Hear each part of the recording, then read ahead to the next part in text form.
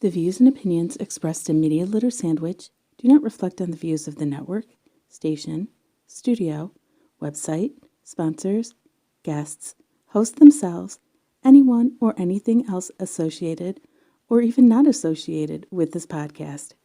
Maybe not even the person that said them. In other words, do your own research and do not sue anyone over what is said on this show.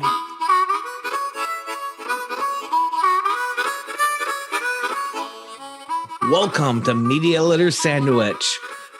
Always talking about media stuff, always talking to creators. We're going to look a little bit different. We're going to look at kind of a creator side, kind of just, oh my God, just having businesses. I've had a lot of busy people on here that have their hands in all sorts of pots, but today so Nick, I found you through one thing. I found you through combat boxes, and now I have 3, 6, 7, 8 websites up, and I know you have more than that because we didn't even, in our pre-interview, we didn't even talk about the podcast. Yeah. So Nick, please introduce yourselves and yourselves, because there's multiple of you there. There kind of has to be, and at least a little bit what you do. Yeah. So, like Toad said, I'm Nick Valentine. I'm a retired U.S. Army veteran. I retired right outside of Fort Hood, Texas, and I still live here outside the gates. I have my hands in a lot of things. I retired, like I said, after I did 6 deployments. I did the whole hula stuff in the military, then got out and kind of wanted to continue to pay it forward. So my first thing that I did when I first got out was I opened up a nonprofit to help soldiers and veterans that live in this community to help their lives be a little easier. That led to other things, because a lot of the businesses that you saw that I opened up is to help feed money into my nonprofit, really is what it's for. I don't put any money in my pocket. I hire some people to help run it for me, and then the money that I would make, I donate it to my nonprofit. So I don't make any money off them. I just use them as streams of income to help support my nonprofit. So that's kind of why I built out as many as I have, because I found different venues that gave me different opportunities to do things for my nonprofit. So that's kind of where my heart is. But I do have Combat Boxes, which is a veteran-based subscription box service that we provide veteran-owned business products we put out in boxes. I have Sergeant Ritter Spirits, which is my vodka and my whiskey and my bourbon company and my coffee company. I have Operation Phantom Support, which is my nonprofit, of course. I have Veterans Be Real, which is a podcast that I run to help veterans that are transitioning out of the military and kind of helping them get ready to what the transition is really going to be like by hearing from other veterans who've already transitioned out of the military, so they kind of hear their story and kind of maybe see what they might be in, what might be coming for them. I have a veteran support store that helps sell memorabilia from all the different companies, logoed stuff, Sergeant Ritter Spirits, or all that stuff is in my store. I have Phantom Freelancing, which is a business that helps me help find military and veteran spouses jobs like work from home, like call center type work. But they make 10 or 15 bucks an hour working from home, so they can kind of control their own schedule and that kind of thing. And then I'm a part owner of an ABA basketball team here in Central Texas called the Texas Nighthawks. I'm one of the owners. And then I have the wholesale liquor company, so where I sell my liquor. I got all my vodka, my bourbon, and whiskey, and all that stuff on there. So that's kind of what we do. So that's kind of me in a 5-second nutshell. So. I listened to a couple stories of your podcast. Yep. Very interesting stories, and obviously you're really deep in the veteran community, or at least you try to be, because there's so much stuff goes on in the veteran community, because we're all over the place. We're bird poop, but we try not to be treated like bird poop. But we're all over the place. We're bird poop. You can't walk without stepping. Like, oh, that's another veteran. I have no idea what they're talking about. Another veteran coffee company all over the place. How do you, which I am kind of curious about the coffee. I know because there's a lot of veteran businesses, and there's a lot of veteran coffee businesses right now. So how do you decipher that one? What made you go into coffee when you obviously have so many other ventures that you can play with? Well, just because coffee, as a soldier, we all know that coffee is kind of a big deal with most of us in the military. It's all that. So the big deal with me was I call our coffee is called Good Morning Sergeant Coffee. So that's kind of how the twist I took on it was just, it's a good brand of coffee that comes in. It's a tidal wave of flavor. We have a dark roast, a medium roast, a light roast. So there's a whole lot of stuff going on there. So there's a lot going on. The coffee, though, is fun because, like you said, there's a lot of veteran business out there that are coffee. Mm. So, and I've known that now that I'm in Combat Boxes. I've actually got 3 more coffee companies. Got Stars and Stripe. I got Heart. There's a couple of different coffee companies that are now on board with the Stars and Stripe with the Combat Boxes now. So it's really fun. Mm-hmm. So. Yeah, dvradio.net has its own coffee too. From Eubora. It's a very big business. Coffee is a very big business because, worldwide, it's one of the most popular drinks, if not the most popular drink in the world. So there's a lot of branding for it. There's a lot of opportunities to make money off it because a lot of people like coffee. So yeah, I've been in talks with another nonprofit, which I'm not going to mention too much today, but they've done surveys and polls of what people deployed troops want, and coffee usually comes up as like number 2 or 3. It's always up there. And the number 1 thing is something I'm working with the charity with, so I'll probably talk about that another time. Yep. So why the different branding? I know you use Phantom in a couple different things, but some of the things that you're doing are branded completely differently. Well, the Phantom comes from because Fort Hood are called the Phantom Warriors. So right outside the gates of Fort Hood, when I'm working with people outside the gates of Fort Hood, I wanted to kind of have a connection to the base. So Fort Hood is called the Phantom Warriors. So I just did it. Phantom is in our name for the stuff around Fort Hood. Now, Sergeant Ritter Spirits. Sergeant Ritter was a friend of mine who got killed in a motorcycle accident a couple years ago. He was a good friend of mine. His family and I were close. So I named my thrift store, my charity, after him. And then I said, you know what? I'm going to take it to the next level. I'm going to start my liquor company. I'm going to call it Sergeant Ritter Spirits. And then that's kind of where that led to. So it's still technically kind of connected to Phantom, but it's a little bit different. It's still branded and sold through Phantom Support and our veteran support store and all that kind of stuff too. So it's there.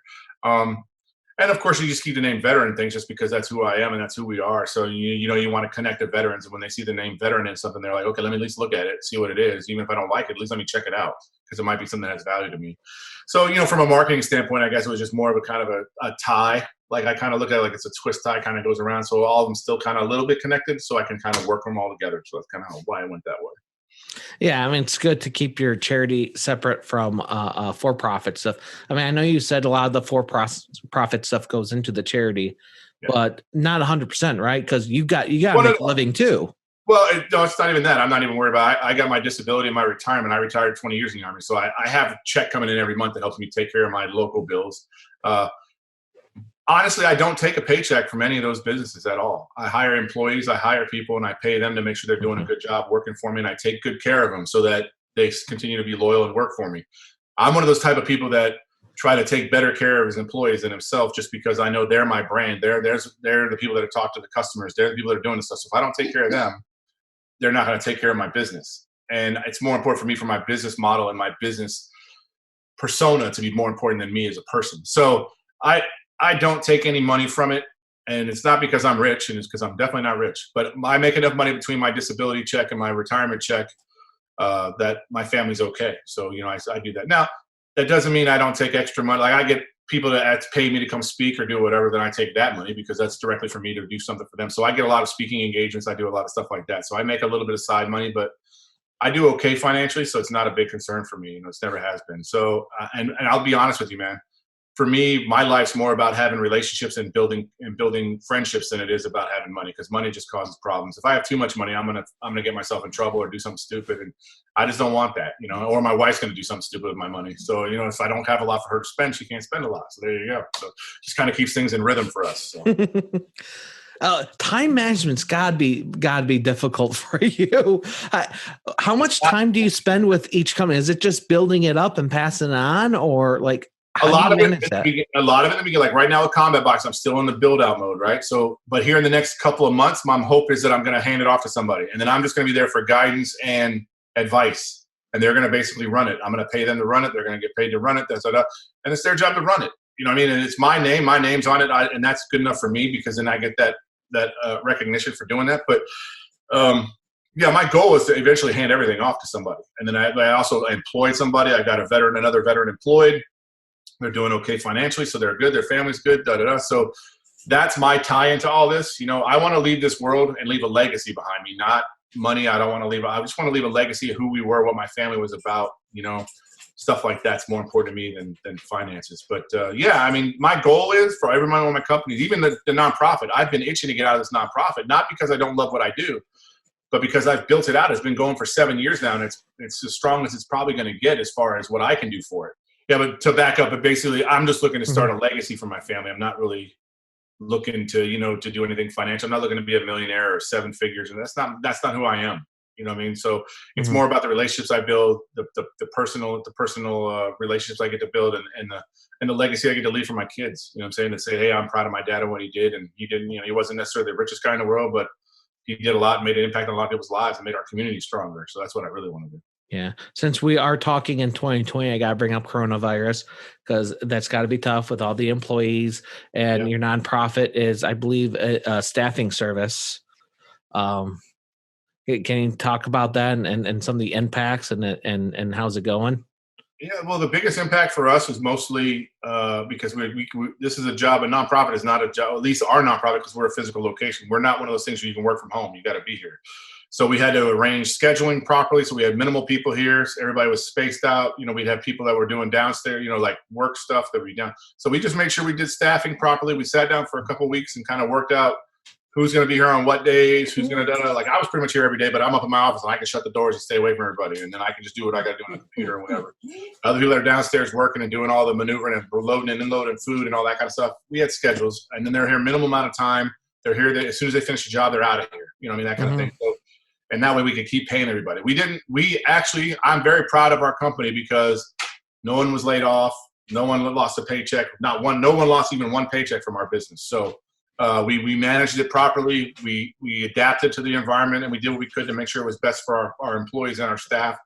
And it worked out. I mean, things are tight now because things are starting to squeeze now because of what's going on. But we're going to manage through it. I think we're going to be okay because, like I said, because I don't take a paycheck, that left some buffer in what we bring in. So then we just had to start using some of that buffer to help kind of fill those gaps. But it worked out because that's why I do what I do. So I had that safety net. So that's what we did. Okay. So that makes sense because you even brought up budget in that, how you're able to have a bigger budget or a bigger safety net for that. I made room in the budget because I have room in the budget for my salary. If I was going to pay myself what I would make. Really? I just don't take that pay. I leave it in the bank with the business. Okay.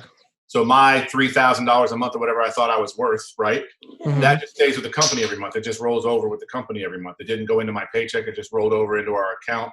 And then when we needed extra money, it was there. We could use it. And we pulled it out of that. It was my father's my CFO, so he put it in some kind of savings account type of that, and then he would just pull that when we needed. He just pulled it in there to pay bills or cover. That's brilliant because that means that they're not depending on that money if you did need it or something. Yeah, because it's able to flex around. That's brilliant. Well, because here's the way I looked at it too. Eventually, I won't be here, but somebody's going to replace me. They're going to want a paycheck probably. So I got to make sure there's a paycheck at least built into the system, into our payroll system. So instead of paying me that $3,000 every month or whatever they were going to pay me, we just roll that into that savings account. So every month, so in 6 months, there'd be, $18,000 in there for reserve if we needed it because I'm not using it. So yeah, if anyone's listening to this and confused by that at all, he is worth something. He's not cheating himself completely nothing. He's just that money is going back into it. Yeah, I'm just reinvesting the money. And that's wonderful. That's brilliant because so many people start companies and doing stuff like, well, I'm just not going to pay myself for now. My employees are more important. I'm not going to pay. At least you are sort of paying yourself and technically, and then it just gets reinvested. Right. There's an accountability for my pay. I just don't receive the pay. It just goes into another account. So when payroll goes out, the payroll that would be for me gets moved into that savings account instead of coming into my checking account. It just gets put away. So that way my company still has access to it if it needs it. So yeah, that way when I do leave, the person that replaces me, there will be a paycheck available for them. They'll be able to jump right in and get that $3,000 a month and then go forward, and they're fine. So that's brilliant. Brilliant's a strong word. I think it was just planning. Simplicity is genius. Yeah, that too. So let's talk about combat boxes since that's one of the newest things that we're doing. Tell us about that for a little bit. All right, so combat boxes. The reason I did this was because you're in the vet tribe too, I think. So in the vet tribe, there's about 14,000 entrepreneurs in there. A lot of those guys and gals have started businesses where they sell a product. It might be coffee, it might be, keychains, it might be whatever. So I thought to myself, what's a way I could help these guys get their product in front of people and make an impact and hopefully drive more sales to them. And I said, you know what? My wife gets a makeup subscription box every month. My wife and 2 daughters, my teenage daughters, all get these makeup boxes every month that I pay $25 a month for, so $75. But they get this makeup box, right? And it always has a variety of different types of makeup and stuff in it. I said, you know what? What if I started a subscription box with just veteran-owned brand stuff in there, and I get a whole bunch of different veterans that have different items, so we can mix it up and kind of make it like a hodgepodge of surprise stuff that everybody gets every month. But be cool because everybody who buys that box knows they're supporting a veteran-owned business directly, and it's helping support their business. Plus, it'll drive people to their website so they can go check out everything else they got for sale and whatever, so it can build some potential customers for these guys. I said, you know what, I can do this, and I can find a way that's going to help the veteran entrepreneur not put them so much out of pocket that they can't afford this. And then I'm going to be able to support them directly anyway because I'm going to end up buying product from them later on. So I'm buying product from them monthly. So at a minimum, at least they're getting products out the door, and they might not be making a big profit off me, but they're getting their product out. So people are getting their product in their hands. So I developed the box and said, hey, you don't do it that way. And then we came up with some other ideas for the boxes. We have a couple boxes, then we have a couple specialty boxes. We have one that's a female heroes box. It's all female veteran-owned businesses. That's all their stuff is in that box. Then we have a collector's box, which is like a collectibles, a box that'll have like figurines or baseball cards or comic books or whatever that people collect, collectible type items. And then we have a nonprofit box. So every month I pick a different veteran nonprofit that $20 out of the $29 sales goes to that nonprofit. So the nonprofit makes $20 off every box I sell. So I get them to help me sell the boxes so they can raise money for their nonprofit that month. Mm-hmm. There's no cost to the nonprofit at all, really, other than sending me a few items. It's a rotating different nonprofits. Right, I rotate the nonprofits every month. It's a different nonprofit, so that way that nonprofit can get out and push the boxes and help make some money for their nonprofit. So, but yeah, man. So combat boxes has been a really inspirational thing for me, and I get a lot of pleasure out of it because I'm helping a lot of these guys are startup businesses too, so it's really helping them. I mean, you got a box. You did a box for me. You saw that there was plenty of value in the box for what you spent on the box. There was plenty and I want to do that too, is make sure people get plenty of value in what they're getting. I'm not trying to make a lot of money off it, so I'm not trying to maximize that. I'm trying to maximize getting product in front of you so you can go to their websites and check out their websites. So and absolutely. And as startups, they could use that help, that extra promotion, extra help. One thing, and I think I did do an unboxing. If anyone wants to go on my YouTube channel and look at that, they can. Check it out, and I made the comment, I wish there was a packing list in it because there were several things that I wasn't sure what company supplied what. Yeah, and that was my mistake because what the plan was to have a packing list in there for everything that was in the box. But my team, God bless their hearts. it was the first box. So those that don't know, it was their very first box. But that's why I gave them the freebie on that one. I said, I'm gonna let you go. And being the very first box is very impressive. Great logos, great. Yeah, but they will. So this month's box will have a printout of everything that's in your box. So whatever you get in your box is gonna have a printout with the website, the name of the company, the website, where to find them. So there will be a little sheet in there this time that will have, because we had it last time, they just forgot to put it in the box. Because I walked in there and said, hey, why is this big stack of paper right here with all the inventory right here and not in the box? They were like, oh, snap. And they'd already sealed the boxes. They were already outside they were already outside for the post office. I'm like, don't worry about it. We'll just eat it this time. But there will be a packing list in there next time. Plus, we're putting different promotional cards in there this time too for different CB10 for almost all the websites have a discount code. It's called CB10 to get a 10% discount on their first order if they use that code. So we want to make sure that code's in there too, so everybody can go to their websites, and if they want to buy something, they get at least 10% off their first order. And some of the websites offer a bigger discount, but most of them are in 10%. So yeah, that was one flaw we had, and I kind of got on my team about it a little bit, but I wasn't too hard on it because it was the first box and there was a lot. People were freaking out because they're trying to do inventory to make sure, because like literally your box, every single person's box, we annotated exactly what we gave you, so we didn't duplicate anything for the next month. Oh, good. Which was my bigger concern, to make sure we did something like that. So you didn't get the same footy thing next month. Like you didn't get another footy, because you're not going to probably use your footies right away. I don't want to give you 2 footies in the first 2 months. So I had them inventory everything we put in every individual box, and not everybody got the exact same thing. Yeah, I noticed that. I went through a couple of videos, and because we only had so much of each product. We had 59 boxes went out. I think we only had about 50 of everything. So, you know what I mean? So we had to squeeze it a little bit. Like some people got a hat, some people got a shirt, 2 shirts, or no, I think everybody got 2 shirts this time. But like you got a swole hat, and some people didn't get a swole hat. They might have got a shot glass or something, because it was the value. I based it off the value, the retail value driven of it. That's what I was doing. So, but my team did a good job. So I didn't get on them too hard, but I did get on them, but I didn't crush them, because I'm like, look, we're all human. But next month, that's got to be the first thing we put in the box next month. We know, because the other thing we're doing too, the other change we're doing to Combat Box is this: not December box, but the January box. Based on the level of box that you ordered, now we're going to email you a list of 8 items that you get to pick 4 or 5 items out of that list that goes in your next box. You actually get to kind of shop for what you'd like to have in your box. I don't know if other subscription boxes do that. I know Loot Crate's probably the most popular subscription box, and I think they do something sort of like that sometimes. But yeah, you don't really hear about that in so what we're going to do is email you. So you'll get an email in January, and it'll say, "Hey, Toad, you're a $19 box. So here's a list of 8 items. You get to pick 5. So you'll get to pick which 5 items you want. And then it'll emails us back. It puts it in a spreadsheet for us, and then we just go, okay, Toad wants this, and boom, boom, we put in your boxes. And you know what you're getting next month in the January box. You see what I'm saying? So that's what I think we're going to head to, because I think a lot of people, because our product numbers are going up now. I'm getting more vendors. Like I got beef jerky coming this month. I got hot sauce coming. I got, so there's going to be a bigger variety of items. And it'll still be a mystery thing. It'll be on a scale. What you want? What do you want? We can't. Well, here's the other thing too, because like when we email everybody out, if they don't respond to the email, then they're just going to get a mystery box again. Yeah.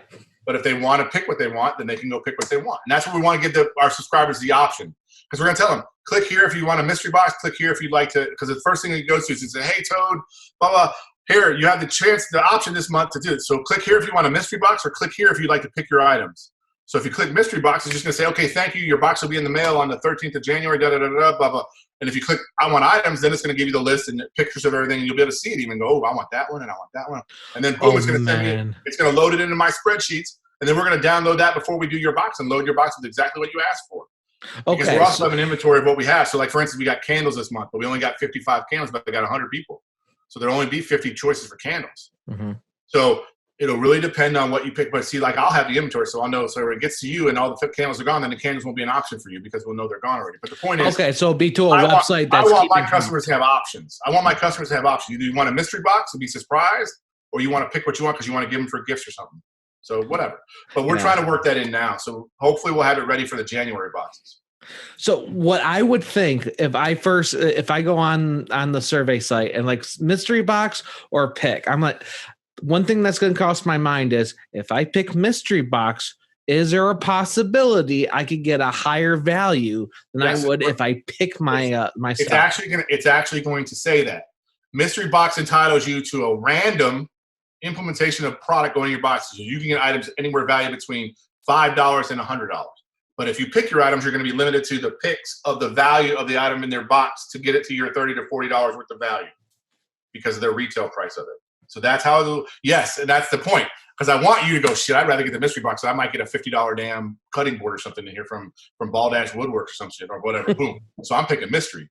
Because it'll let you go back and say, no, I want mystery. I'm going to let you go back and say, because right when you finish clicking your items, like for instance, if you say I want to pick and you pick and then you hit submit, it's all right, last chance. Do you sure you want to keep your selections or do you want to go with the mystery box? Oh, that's good.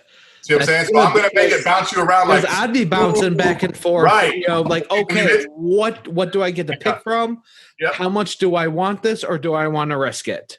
Yeah. That's we want to make it kind of like a fun kind of a. Because like I got combat boots jewelry now in my boxes. There's a $50 pair of cufflinks in there.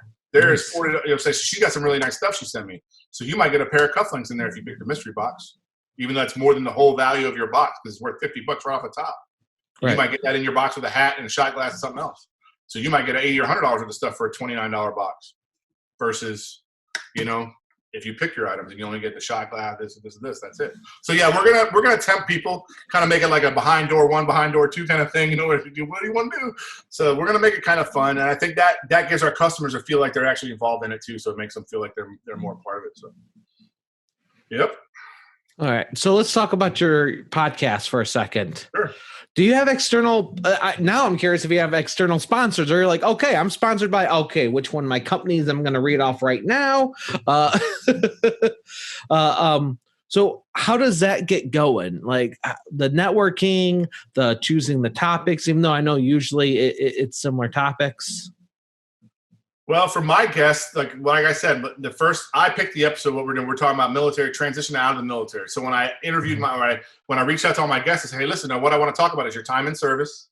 Then I want to talk about what it was like for you to transition out, and then any hardships or challenges you ran into when you got out. Like I had some guys on there, they were homeless for a little while. One guy got turned to drugs, and another guy, but then they talk how they got through it though, and then where they're at now in their life, and they're because I wanted these guys who are getting ready to get out of the military to realize it's not as simple as you think it is. Like you're just going to be one day you're in the army, one day you're not in the army, or one day you're in the military.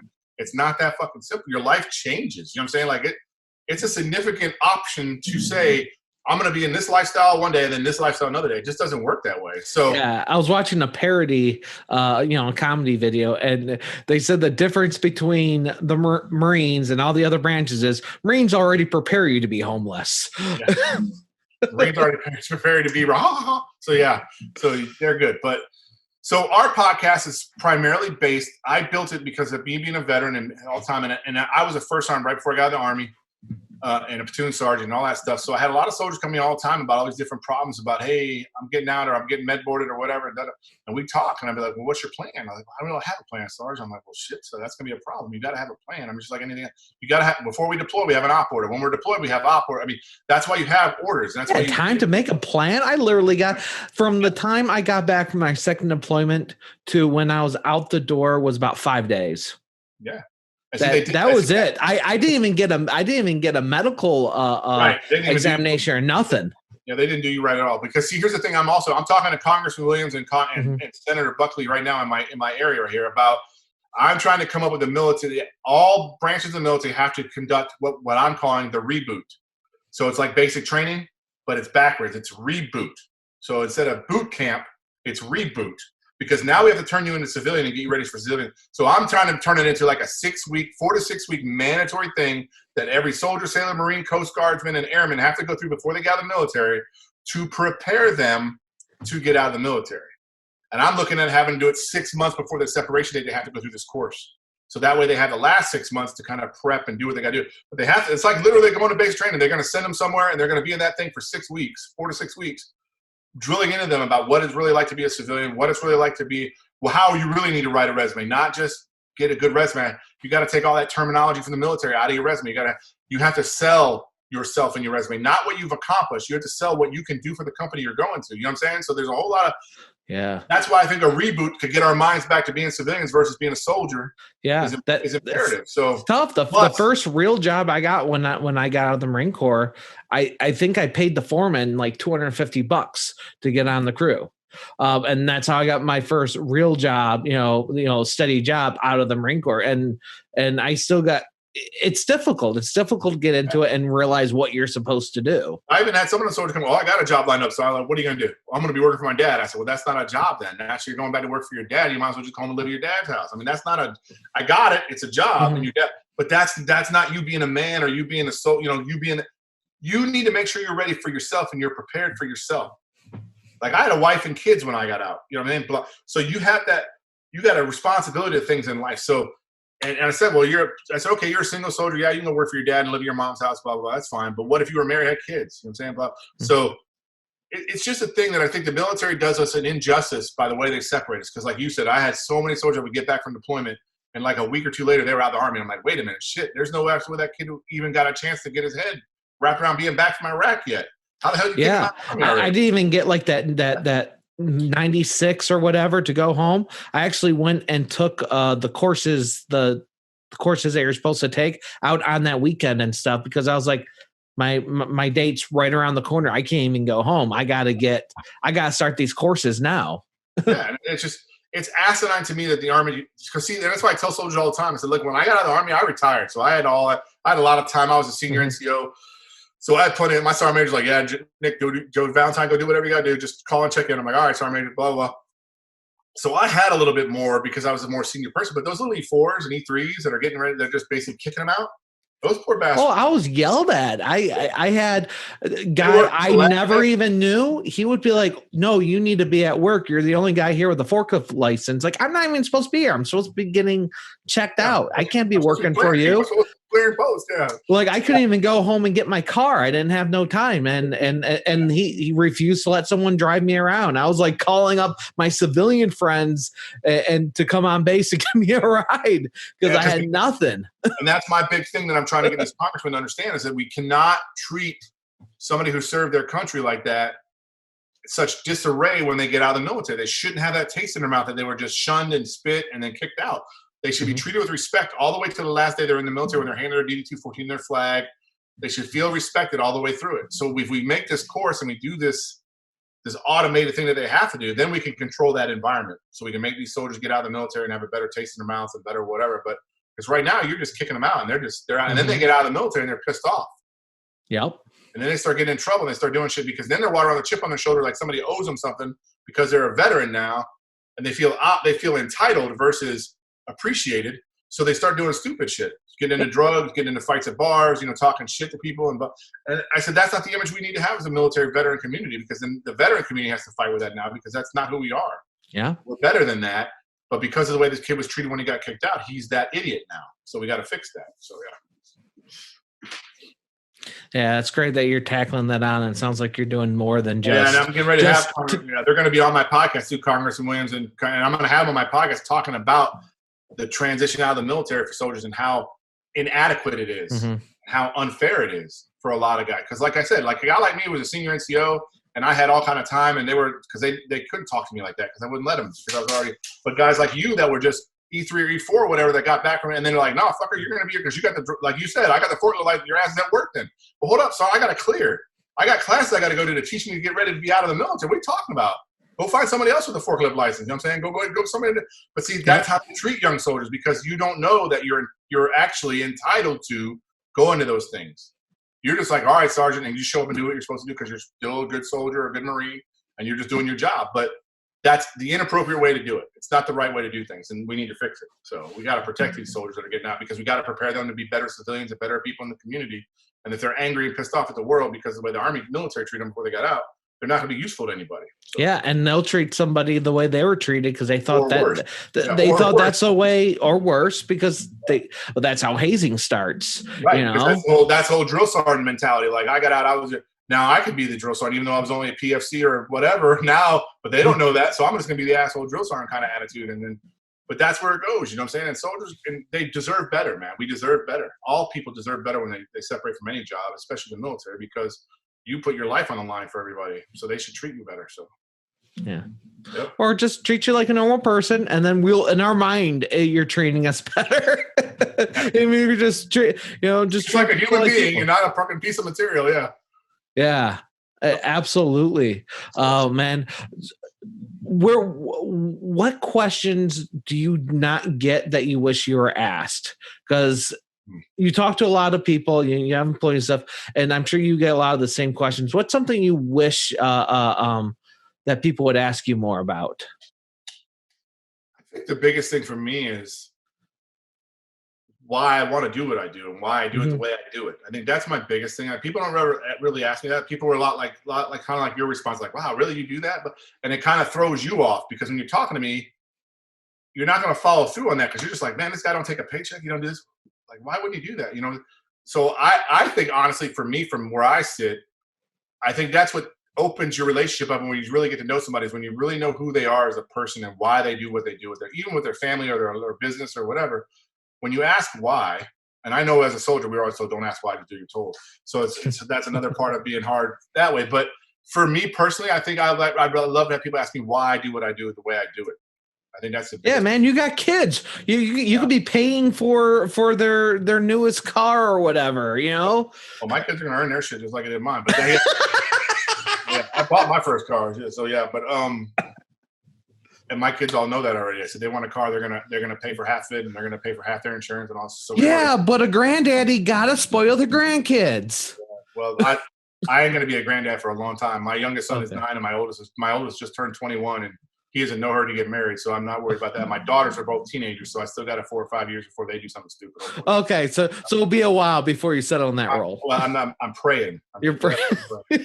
For me, I think that's the biggest thing for me, is that people ask me why I do what I do, or why is that your thought process, or why do you think that way? Because I think part of our society, we get in this whole entitled feeling, or this entitlement feeling, or this chip on your shoulder feeling, versus I do it because I just want to be a good human being. I want to be a good person in my community. I want people to remember. I want to have a legacy of value that was worth people. People that are valued, like people that know me, like here at the charity, when they come to the food pantry, when they see me, they're excited to see me because of what I provide and help provide them for their families. It makes their family better, makes their life better. And they're super excited to see me, and they want to say thank you, and they just want to hug you or whatever. So that's the leaving legacy that I want to leave behind, is that's the type of human being I was, and the type of father I was, and the type of husband I was, and the type of brother or friend or whatever. So people know that I was that kind of guy that they could count on for something, because we're not all going to be around forever. So, but your legacy can live forever if you do it right. So. I got one more question, and then we could wrap up here. Yeah. Networking, it has to be a huge part of your charities, part of getting things together. Because you're not just networking with other business owners of one nature. It's right around. How do you make the connections you're making to do what you do? Well, and you can apply that to any brand or multiple of your brands, because I know it's different. I apply it to my life, because what it did was I said to myself, what's the best way for me to meet the most influential people in this city? The Rotary Club, the BNI groups, the Lions Club, all these different clubs. I said, you know what? And I just started talking to people. Hey, are you in the Rotary Club? Yeah. Hey, could you invite me? Can I go? And I got myself in the door. Now I'm in the Rotary Club. I'm in the Lions Club. I'm in the BNI groups. I'm in all this. And then my network started to expand and started to grow. And then that's what it is, because 100% is what I tell veterans when you get out. The most important thing you're going to do for the rest of your life is build your network. Whether they're work networks or they're personal networks or whatever. But your network is your most valuable. Like I tell people all the time, I'm not a millionaire, but I'm a billionaire when it comes to relationships. I don't have $1 million, but I have $1 billion worth of relationships. $1 billion worth of relationships, easy. Because I can reach out to anybody right now. I can pick the phone up. I can pick my cell phone up right now, and I could call somebody, and they would write me a check for 10 grand in 10 minutes if I called them and I needed it. Because that's the type of relationships I have with people. So that's what I know in the back of my mind. That's why in the back of my head, I know, okay, my nonprofit's safe, because I know I can reach out to people and they're going to be there because they believe in me, because they know who I am and they believe in what I'm trying to do and they believe in my mission, and they're going to support me if they can do it. So if that guy could write me a check for 10 grand, he would write it for me. And I know that. So I tell everybody who's listening to your podcast, I said, the most important thing in life, other than your family, is your relationships with your network. You have to build a network. You have to have people that you can trust and know that are around you, that you can count on to be there for you if you need them. And that's what it is. So I really appreciate that. Feel free to promote anything you want to promote right now. Like, I'm not going to limit you, man. I don't really need, again, I'm not a big promoter guy. So listen, we talked about a lot of it today. So if you're interested in it, I'm sure Toad will put the links in the meeting notes or the show notes later. You can check out the websites. But I think the most important thing is, if you really want to know, I'd really love for you to go to my nonprofit, see what we do for the soldiers and veterans. And if you really feel like supporting some veteran families and want to help, make a donation. That's the biggest thing I would ask you to do, because every nickel that I raise helps me take care of it. Every $20 I get donated, I can feed a family for a week. So it makes a big impact for what I do. Yep, I'm copying all the websites right now, so they'll all be in the descriptions. If it's YouTube, it's down below.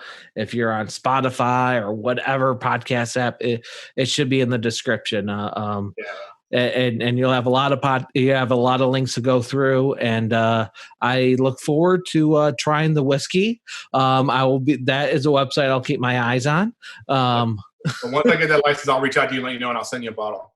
Appreciate it. I've been diving back into cigars. I'm in a new cigar club and stuff. So I'm looking to figure out.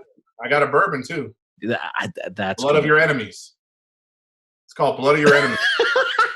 I want it. I have a great skull cup. I will drink it out of. I love filling it up with a skull label too. Oh, nice. I'll send you the link later, but I'll square you away with it, brother. Oh, fantastic. Media Layer Sandwich on a ton of podcast apps, or MediaLayerSandwich.com. Want to know more about me? Toaden.com. I'm on a bunch of different websites, things, Amazon Music now, Amazon, all the Spotify's, all that good stuff. Also still on YouTube, looking at a couple of other video sites too, like Rumble. Not sure if this video is on there or not, but I know I'm going to be putting a few more videos on that, see how that goes. So thank you for watching. Thank you for listening. Hope you enjoyed our discussion, and may the algorithms be in your favor.